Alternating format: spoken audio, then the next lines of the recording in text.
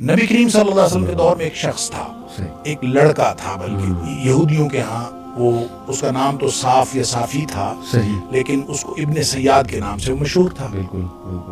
تو اب اس کے بارے میں صحابہ کرام نے باقاعدہ نبی کریم صلی اللہ علیہ وسلم سے یہ عرض کیا کہ اس کے اندر ہم کچھ چیزیں ایسی دیکھتے ہیں جو عام نہیں ہیں، عام لوگوں میں نہیں ہوتی، لہٰذا ہمارے خیال میں وہ دجال ہے۔ تو نبی کریم صلی اللہ علیہ وسلم تشریف لے گئے،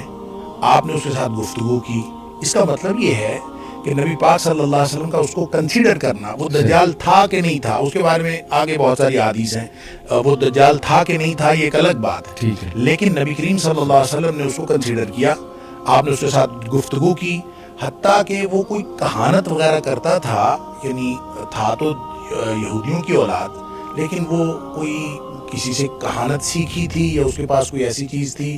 کہانت کہتے ہیں کسی چیز کا حساب لگا لینا، اور وہ حساب لگا لیتا تھا، اس کو کوئی قدرتی صلاحیت تھی یا جو بھی کچھ تھا، تو وہ ایک ایسی بات کرتا تھا جس سے لوگوں کو شک ہوتا تھا کہ یہ کوئی مافوق الفطرت قسم کی چیز ہے۔ اس لیے صحابہ کرام نے نبی پاک صلی اللہ علیہ وسلم سے فرمایا، آپ نے جا کے نا امتحان لینے کے لیے آپ نے یہ فرمایا بھی کہ آپ نے فرمایا کہ تم بتاؤ کہ میں نے دل میں کیا چیز سوچی ہے، تو وہ آگے سے کہنے لگا دخ۔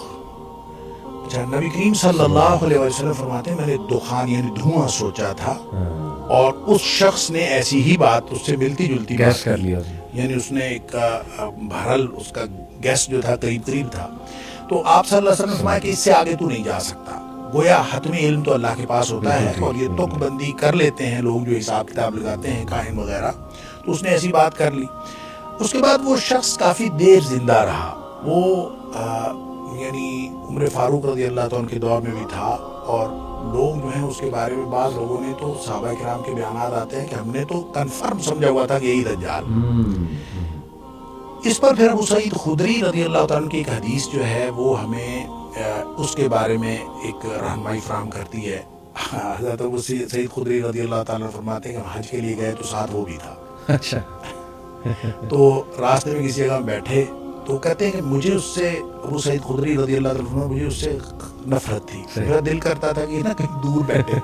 تو اس نے کہیں سامان جو ہے دوسرے درخت کے نیچے، میں نے کہا دھوپ ہے درختوں کے نیچے بیٹھ جائے تو تاکہ دور ہو جائے۔ وہ بیٹھ تو گیا دور، تو پیاس ہمیں لگی ہوئی تھی، اس نے اپنی بکری کا دودھ دوہا اور لا کے مجھے پیالے میں پیش کیا۔ ابو سعید خدری رضی اللہ عنہ فرماتے ہیں میں اس کے ہاتھ سے دودھ پینا نہیں چاہتا تھا، لہذا میں نے اس کو کہا بھی اتنی شدید گرمی ہے اور یہ دودھ بھی گرم ہے، میں نہیں پیتا، اور آپ نے یہ کہہ کے نا اس کا دودھ واپس کر دیا۔ تو اس کو سمجھ بھی آ گئی کہ نا یہ اوائڈ کر رہے ہیں، تو اس نے پھر یہ بات کہی، اس نے کہا دو لوگ مجھے دجال سمجھتے ہیں، حالانکہ نبی کریم صلی اللہ علیہ وسلم کی حدیث ہے کہ وہ کافر ہوگا، اور میں تو مسلمان ہوں، میں حج کرنے کے لیے جا رہا ہوں۔ پھر نبی کریم صلی اللہ علیہ وسلم نے فرمایا کہ وہ لا ولد ہوگا، میری تو اولاد ہے، میں اپنی اولاد چھوڑ کے آیا ہوں، مدینے میں میرا لڑکا ہے، میرا بیٹا۔ پھر نبی کریم صلی اللہ علیہ وسلم نے مدینہ اور مکہ میں وہ داخل نہیں ہو سکے گا، تو میں تو مدینہ منورہ میں رہتا ہوں اور مکہ میں جا رہا ہوں۔ یہ تین باتیں ابو سعید خدری رضی اللہ عنہ فرماتے ہیں جب اس نے یہ کہیں تو مجھے یہ یقین ہو چلا کہ یہ بندہ تو دجال نہیں ہے، اور میں نے اب تک کی جتنی اس کے بارے میں کنسیڈریشنز رکھی تھیں میں نے سوچ لیا کہ اب نہیں رکھنی۔ لیکن اس نے ساتھ ہی جو اگلی بات کی، مسلم شریف کی حدیث ہے، اس نے جو اگلی بات ساتھ ہی کر دی، اس نے کہا البتہ مجھے پتا ہے کہ دجال کہاں پیدا ہوا ہے، دجال کے پیدا ہونے کے بارے میں مجھے معلوم ہے، اور یہ بھی معلوم ہے وہ کہاں ہے۔ صحیح۔ بس وہ کہتے ہیں یہ بات اس نے کی تو ابو سعید خدری رضی اللہ عنہ مجھے فرماتے ہیں مجھے پھر اس بارے میں شک ہو گیا۔ اس کے بارے میں یہ کہا جاتا ہے کہ وہ واقعہ حرہ کے بعد وہ کہیں گم ہو گیا تھا، کہیں وہ یعنی اس کی موت کسی نے نہیں دیکھی، وہ شخص گم ہو گیا تھا۔ اس لیے جو لوگوں نے تطبیق دی ہے محدثین نے، تمیم داری والی حدیث آپ لوگوں کو معلوم ہے، وہ شاید عوام الناس کو بھی معلوم ہوگی، جنہوں نے جا کے دجال کو دیکھا تھا،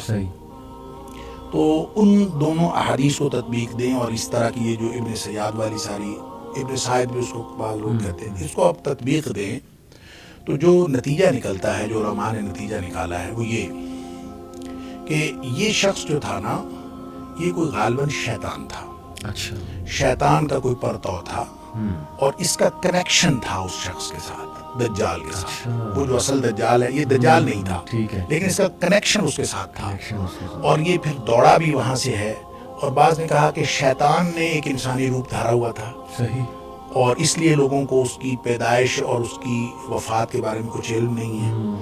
اور بعض لوگوں کا خیال ہے کہ نہیں، چونکہ نبی پاک صلی اللہ علیہ وسلم نے فرمایا کہ دجال ایک تو نہیں ہوگا، بڑے دجال کے آنے سے پہلے بہت سارے دجال آئیں گے،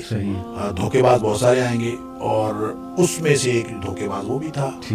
اس طرح کی انٹرپریٹیشن ہے. لیکن ایک بات ان ساری باتوں سے سمجھ آتی ہے کہ وہ ہوگا شخص، ایک فرد ہوگا، اور اس کی باقاعدہ تھنکنگ ہوگی، وہ انسانوں کی طرح بات کرے گا اور انسانوں کی طرح ہی وہ گفتگو کرے گا، اور انسانوں میں سے ہوگا. وگرنہ اگر وہ کوئی مشین ہوتی، یا اگر وہ کوئی معاشرہ ہوتا، یا مجرد فکر ہوتی، تو نبی کریم صلی اللہ علیہ وسلم اس ابن سیاد کو قطعاً کنسیڈر نہ کرتے.